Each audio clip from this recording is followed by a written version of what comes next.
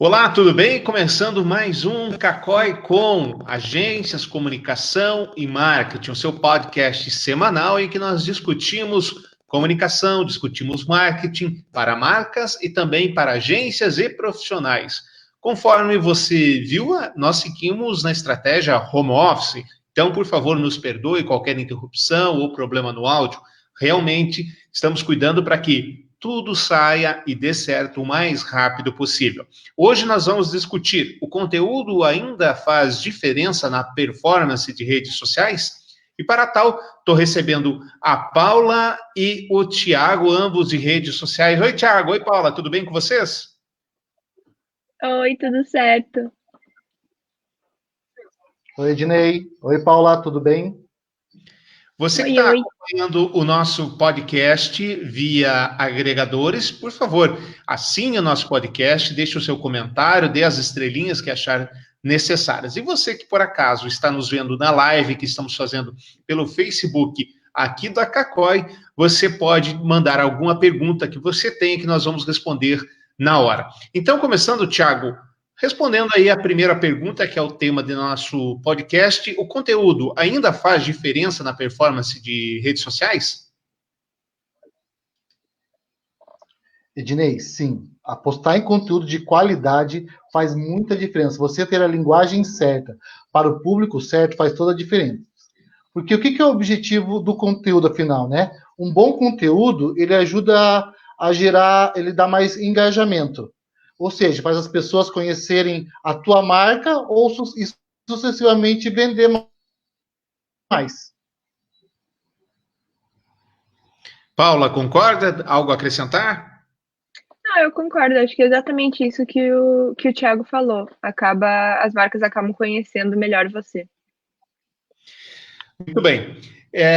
Nas redes sociais, a gente vê que tem uma infinidade delas, né? Nós temos aí a novidade maior, que é o TikTok, que ele está se destacando principalmente no público jovem, ainda que um público mais velho desenvolva conteúdo no TikTok, ele ainda não é o principal core ali da ferramenta. No TikTok, o conteúdo em si são vídeos. São vídeos programados, vídeos feitos, vídeos editados, dá um trabalho danado fazer um conteúdo bacana lá. Só que ela vem seduzindo as marcas pelo o número de visualizações que dá, por quê? É um conteúdo restrito, um conteúdo muito baixo. As marcas já devem apostar no TikTok ou somente aquelas, Thiago, que interagem com o público mais jovem, na sua opinião? Na minha opinião, Ednei, eu acho que as marcas, sim, algumas delas devem apostar no TikTok, principalmente essas marcas que estão voltadas para o público jovem. Então, aquelas que querem se destacar com essa nova plataforma que é o TikTok, eu acho que vale muito a pena investir, entendeu? Porque esses conteúdos podem ser compartilhados, podem fazer challenges, no caso, desafios, e isso atrai bastante esse público jovem. Paula, é verdade que quanto mais postagens em redes sociais, melhor é? Então, né, eu acho que esse é um assunto que as pessoas têm um pouco de dificuldade de entender, que nem sempre quanto mais postagens, melhor. Você tem que ter posts programados, então dias certos para entrar e horários certos para esses posts entrarem nas suas redes sociais.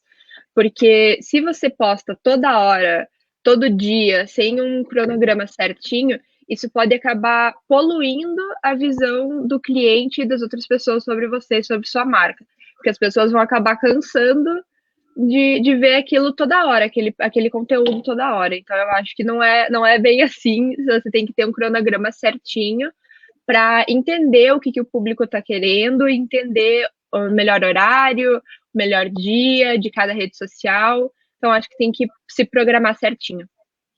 E para isso é necessário muita análise, né? As pessoas precisam saber entrar nas métricas, ver e principalmente quais são os objetivos da marca em si, né?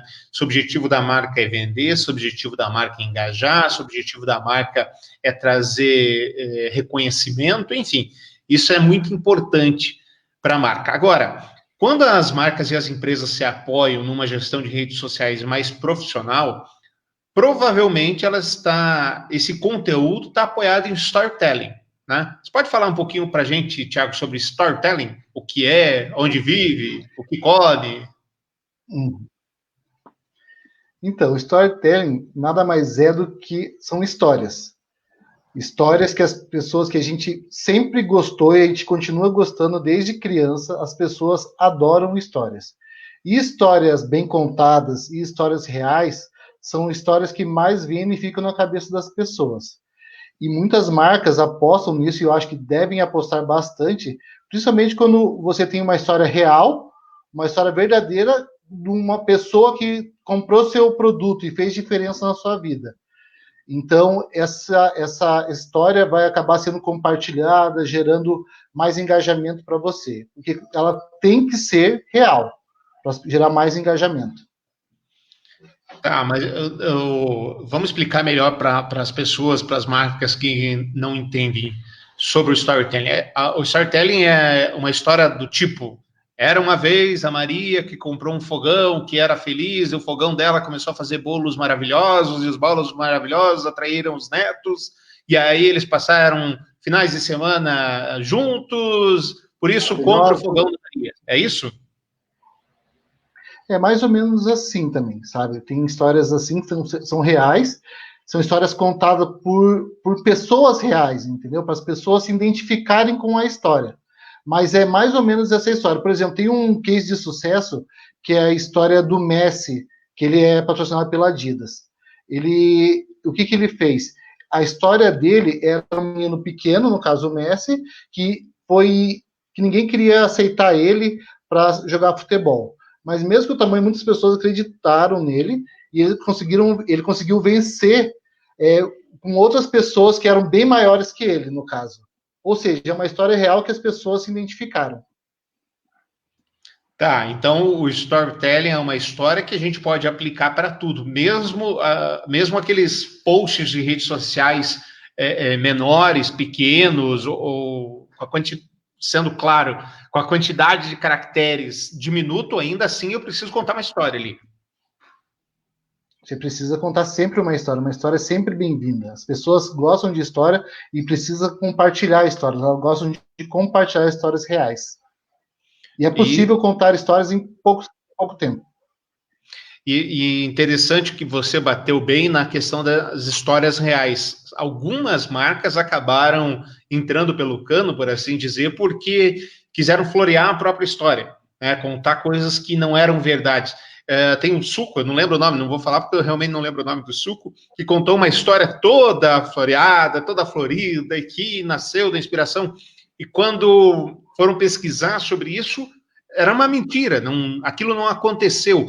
Quer dizer, isso tira toda a credibilidade, é suco do bem, eu acho. Isso tira toda a credibilidade do storytelling em si, não é mesmo? Toda a credibilidade. Depois que uma fraude é detectada e as pessoas sentem o cheiro de longe de fraude, elas vão atrás e quando ela é detectada, já era. Você acabou de queimar toda a sua marca. Paula, eu tenho dito sempre que contar histórias em redes sociais, fazer postagens em redes sociais, é tão importante quanto você escrever uma reportagem num jornal, seja ele de hard news, ou seja, aquela circulação, aquelas notícias de última hora, seja essa reportagem chamado gaveta, que você pode colocar a qualquer momento. O lead do jornalismo, o que, quem, quando, como, onde, como e por quê, ainda é importante em redes sociais? Ele é importante em redes sociais? Você deve aplicar, não deve? Fala um pouquinho para a gente sobre essa história. Então, eu acho que o lead do jornalismo, ele é tão importante quanto para as redes sociais, porque você escrevendo o que, como, onde, quando, em poucas linhas, isso tem o poder de atrair o público, né, que você quer que seu post chame, sem que ele tenha que abrir a postagem inteira, porque as pessoas muitas vezes têm preguiça de abrir a postagem inteira para entender. Então, se você coloca o que você está querendo dizer no final, pode ser que seu post não alcance o tanto de público que você quer que ele alcance. Então, colocando o que você quer logo no começo, em poucas linhas, nas 3 primeiras linhas ali, que não é apagado, né, pelo post, isso vai chamar o seu público muito mais fácil. Então, assim como uma reportagem, que é o lead que dá curiosidade para as pessoas lerem, o lead do post também dá curiosidade para o público continuar lendo. Então, eu acho que sim, é tão importante quanto. Porque há um certo preconceito, e aí eu falo muito das pessoas que estão saindo da universidade, dos jornalistas que estão há tempos atuando na área, porque houve uma revolução no jornalismo em si, né? Nós tivemos, talvez, desde o advento de Gilmar Mendes, então, só jornalista sabe o que é isso? Quando ele comparou aí os jornalistas a cozinheiros e disse que assim como o cozinheiro não precisa de diploma para cozinhar, o jornalista também não precisa de diploma para escrever, tudo mudou, né? As coisas mudarem, etc. Você acha que há um preconceito do mundo do jornalismo, dos jornalistas em si, com a questão de redes sociais, quase de que menosprezando? Sim, eu acredito que sim, porque vendo pela minha experiência na faculdade, a gente não vê muito sobre redes sociais. A gente só vê que o importante são esses veículos esses veículos maiores que a gente já conhece, como rádio, TV, jornal impresso, a revista. Então, eu vejo que sim, tem um preconceito ali, que muitas vezes as pessoas, os próprios jornalistas acreditam que as redes sociais não são tão importantes assim para o trabalho, para o nosso trabalho, quanto você está em um jornal, por exemplo. Então, sim, tem um preconceito muito grande. E é interessante isso, Thiago. Thiago, que é publicitário de formação, é interessante isso porque as redes sociais, e dentro desse preconceito que a Paula aí concorda comigo, as redes sociais, elas são o cerne da publicidade do novo jornalismo, né? O novo jornalismo, ele traz as suas manchetes, os seus teasers, e antigamente ainda tem alguma coisa, mas antigamente tinha bem mais, tinha o clickbait, que eram aquelas matérias em que você punha nas redes sociais assim, jogador de time da Série A testa positivo para coronavírus. Veja quem. Para forçar o clique, ao forçar o clique, aumenta a audiência, aumentando a audiência, enfim. E esquece que, ainda assim, o bom jornalismo é o que faz a diferença, né? O bom conteúdo é o que faz a diferença. No meio publicitário, você entende que isso acontece também, Thiago? Concordo sim, acontece sim. Eu fico vendo também que na minha formação, um tempo atrás, eu não tive, por exemplo, a matéria redes sociais. E as pessoas hoje, ela é mais valorizada, por exemplo, outdoor, mídia, televisão, tanto é que tinha um profissional de mídia que fazia os custos para ver quanto é que, para vincular uma propaganda, uma publicidade, era totalmente diferente, era muito mais offline a publicidade. Hoje ela é totalmente não digo, mas boa parte voltada para o online. E para a velha guarda que teve que mudar isso, né? É difícil. Eu me acostumei agora com o meio online, agora não, né? Mas há algum tempo atrás, e dá toda a diferença, assim, a diferença meio online e offline, que é muito mais valorizado hoje o online do que o offline. Assim, uma mídia independe da outra. E engana-se quem entende que a mídia tradicional e a mídia online estão desvinculadas. Talvez no futuro estejam. Hoje não estão. Tanto que nós vemos aí num sucesso recente, que é o Big Brother Brasil, marcas como o TikTok e o Facebook anunciando, inclusive fazendo provas lá, prova do líder, etc. Quer dizer, eles estão intimamente ligados. Isso faz toda a diferença na vida. Agora, falando um pouco menos de conteúdo e mais de estética, o tamanho do texto. Quantos caracteres? Tem importância, tem relevância na hora da postagem? Depende da rede? Como é que é, Paula, na sua opinião? Então, é sempre um assunto também complicado, porque a gente quer a gente quer colocar um monte de informação, a gente quer chamar o cliente, mas isso acaba, às vezes, não acaba dando certo como a gente quer. Porque, como eu já tinha dito antes, as pessoas têm preguiça de ler tudo. Então, o tamanho do texto importa, sim. Se você conseguir fazer um texto bom, pequeno, com as informações que você precisa, voltando principalmente para o lead, que a gente já tinha falado, com aquelas informações pontuais, é muito melhor. Muito melhor. Porque aí o seu público vai conseguir ler inteiro, vai ter vontade de ler inteiro, e vai ter vontade de entrar no seu site, no seu blog, o que quer que seja, para ter mais informação. Você não precisa colocar todas as informações ali na legenda do texto. Você pode deixar aquele gostinho de quero mais, para o seu público ter vontade de entrar no seu site e ver o resto do seu serviço, o que você faz. E a imagem também que chama atenção, né? A imagem é a primeira coisa que o público vê. Então, se você tem uma imagem que chame atenção e que linka com o teu texto, com a legenda, é sensacional, né? É o que a gente sempre quer. Tiago, sempre dissemos e confirmamos que o conteúdo é o rei. Mas o que é mais importante em redes sociais? O conteúdo ou a imagem? Então, os dois. Um complementa o outro. Sem um, o outro não funciona. O popular então, é simples. É bem dessa. Porque se não adianta nada você ter uma imagem legal se o conteúdo não for legal, entendeu? Não adianta nada você ter um conteúdo legal se a imagem não chamar a atenção. Eu acredito que, sim, um complementa o outro. Uma imagem precisa ser boa e ela precisa estar conversando com o conteúdo que você escreveu lá embaixo. Paula, só posso escolher postar a imagem ou o texto? Você vai postar o quê? A imagem.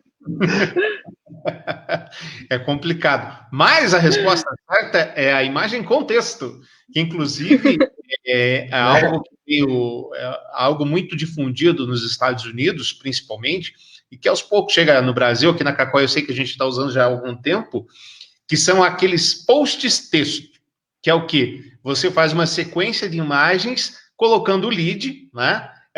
Colocando o lead como principal informação. Então, por exemplo, as pessoas que forem na página da Cacói hoje, elas vão ver lá que a gente colocou algumas dicas para quem está sofrendo aí nesse período de coronavírus, de pandemia e etc. A gente colocou algumas dicas. Então, essas dicas a gente podia ter colocado simplesmente com uma questão de link. Olha, tá aqui, usa se quiser, seja feliz. Ou a gente podia ter colocado como colocou ali, dica comercial, por exemplo, era o primeiro, né? Artesanato. E aí a gente vai contando para as pessoas, olha, artesanato, o que acontece? Teve uma queda de 70% no número de vendas. Essa queda de 70% do número de vendas, eu faço o que com essa conversa? E aí diz, ó, o que fazer? Repense expectativas de venda, evitando compras desnecessárias. Caso trabalhe com encomenda, negocie pagamento à vista. Caso apresentando queda, renegocie prazos de pagamentos com fornecedores. Quem trabalha com sistemas de entrega, enfim, assim por diante. Tem uma sequência de posts que a gente fez com vários setores, né? Mostrando isso. Isso é uma tendência já de algum tempo nos Estados Unidos e é uma tendência que veio e está se mostrando vencedora. Você também vê assim, Thiago? Eu vejo assim, a gente começou a adotar essa prática em muitos clientes da gente, por exemplo, quando tinham blogs. Eles tinham blogs lá no site deles e a gente sugeriu, quando eu, a Paula, a Jamília e a Elode sugeriu, em criar esse novo conceito de post para as pessoas verem tudo num lugar só. Você entrega de uma maneira só, em forma de álbum, e as pessoas não precisam ser da própria rede. Igual acontece no Instagram, você passa todo o álbum dela lá e tem todo o conteúdo de uma vez só. Se ela quer mais conteúdo, quer saber ainda mais, daí sim deixa disponível o link do blog.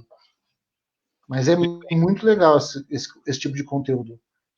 Já nos encaminhando para o final desse episódio do Cacói Com, comunicação, agências e marcas. O Paula, temos muitas redes sociais com abordagens diferentes e é preciso ter uma iniciativa diferente para cada uma delas. Você pode usar a mesma iniciativa, o mesmo conteúdo. Fala um pouquinho sobre isso.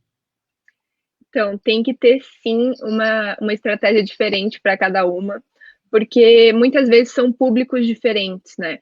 Então, você não vai postar, por exemplo, no Facebook o post com a mesma linguagem que você postaria no Twitter, pelo dinamismo a diferença de dinamismo de cada uma, e pelo próprio público. Então, tem essa diferença, tanto no tamanho, né, de caracteres que, por exemplo, que o Twitter aceita, mas tem essa diferença na linguagem que você tem que ter para atrair o público-alvo daquela plataforma. Você tem que saber qual é o público-alvo da plataforma que você está querendo usar.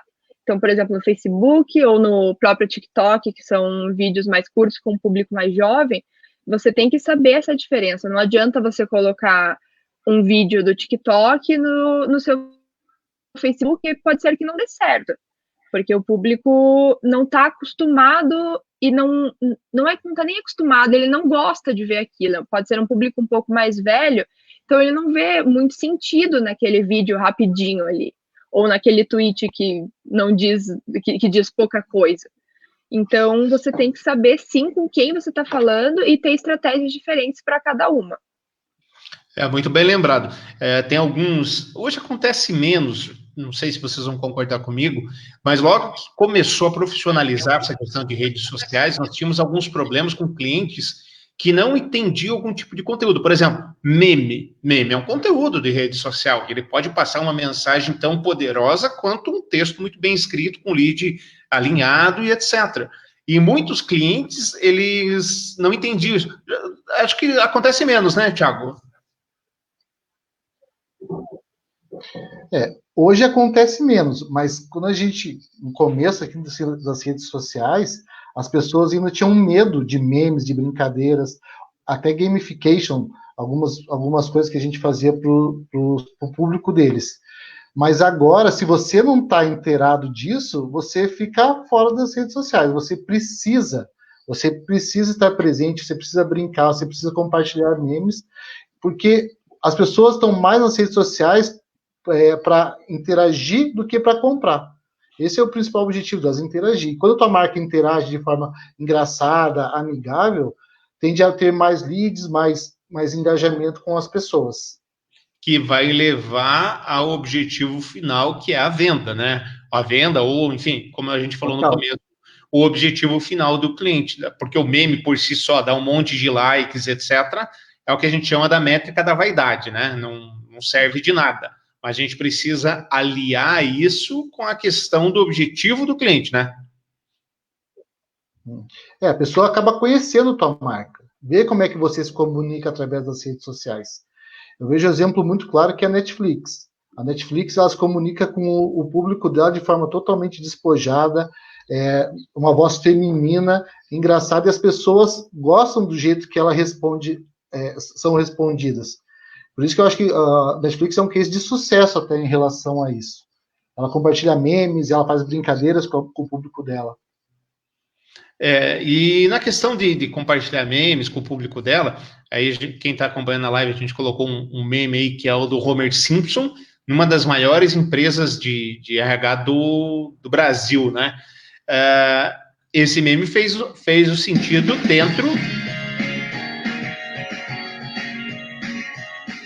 dentro do lead que ela se propunha, não é mesmo? Então, não faz sentido você colocar meme por colocar meme nessa história toda. Mas queria que você falasse um pouco, Thiago, rapidamente, que a gente já estourou o tempo, sobre a voz da marca. O que é a voz da marca? Marca tem voz? Você citou aí que o Netflix é feminino. Existe isso? A rede social tem masculino, feminino? Como é que é? Sim, é muito, muito importante a marca ter uma voz. Ela precisa ter um tom, um jeito que ela fala com o seu público. Se é brincadeira, se é amigável, se é informativo, se é de ensinamento. Ela precisa ter uma voz.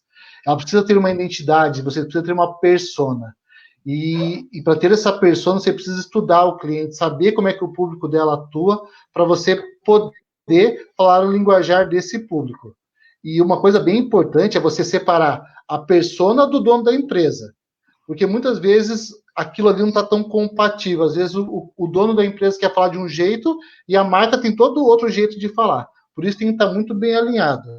Não é porque, por exemplo, o teu público, você, pessoal, dono de empresa, gosta do Messi e teu público gosta do Cristiano Ronaldo, que você vai falar como o Messi só ou como o Cristiano Ronaldo. Você precisa falar uma linguagem só de acordo com ele, com o que o público seu quer, não como o próprio dono da empresa.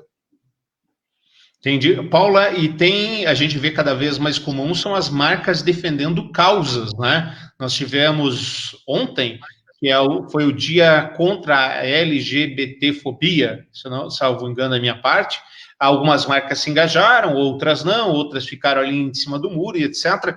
É importante um alinhamento entre a gestão de redes sociais da marca, da empresa, com as marcas que ela quer defender, né? Isso é feito previamente, não é isso? Sim, com certeza, porque essas causas, assim, são muito importantes defender, mas não adianta você, nessa data específica, defender essa causa e aí passar 2, 3 meses estar falando mal dessa causa, por exemplo. Então, não adianta você, no dia da árvore, você falar, feliz dia da árvore, vamos repensar nossas atitudes, e você ser uma empresa que não está ligando para o meio ambiente e que as pessoas vejam isso. Então, tem que estar muito alinhado a empresa com o que você vai buscar. Se essas duas coisas não conversam entre si, não vai dar certo. O público vai perceber muito rápido e a sua empresa vai ir por água abaixo. Perfeito, perfeita colocação. Você tem que ter coerência naquilo que você defende. Ninguém é obrigado a defender nenhum tipo de causa. E você provavelmente não será cobrado pelo público em geral sobre isso, salvo com causas assim, que todos concordem. Agora, se você defender, defenda mesmo. E aí aceite até mesmo as críticas que aquela defesa vai trazer. Tiago, muito obrigado. Paula, muito obrigado. Você que nos ouviu aqui no nosso podcast, grato pela sua audiência. Lembro, assine o nosso podcast, compartilhe com os amigos, dê as estrelinhas que você achar necessário. Dentro de 15 dias nós voltamos com outro tema por aqui. Muito obrigado, tenham todos uma ótima quinzena e se cuidem. Tchau, gente. Tchau, tchau. Tchau, tchau.